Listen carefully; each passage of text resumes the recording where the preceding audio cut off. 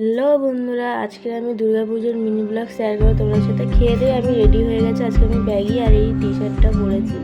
তো এখন আমি ভ্যানে উঠে গেছি, তারপরে আমি ট্রেনে উঠে গেছি। আর এই যে ট্রেনে উঠেছিলাম সেটা বালিগঞ্জে নামিয়ে দিয়েছিল, কারণ এটা শিয়ালদা যাবে না।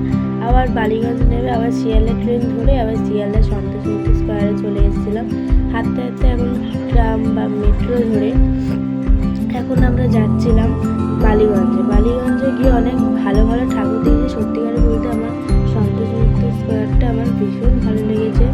তারপর ওখান থেকে বেরিয়ে আমি একটু ফুচকার একটা ক্যাম্পা হয়েছে। আমার মেট্রো স্টেশনে দাঁড়িয়ে মেট্রো বলে দেখতে পাচ্ছ, এটা আমি শিয়ালদা থেকে নিয়ে মেট্রোটা ধরেছিলাম। এখন আমি তোমাদেরকে দেখেছিলাম আমাদের আউটফিটটা কেমন।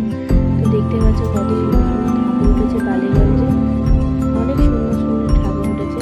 তারপর কি আমরা ঘুরে ঘুরে দেখছিলাম, তোমরাও দেখে না কত সুন্দর সুন্দর ঠাকুর উঠেছে। আমরা বেশিক্ষণ অনেকক্ষণ বলতে গেলে সব জায়গায় ঘুরেছি, শুধু আমাদের যাদবপুরটাই বাকি আছে। তো আমার ঠান্ডা লেগেছে বলে আমার ভয়েসটা এরকম লাগে।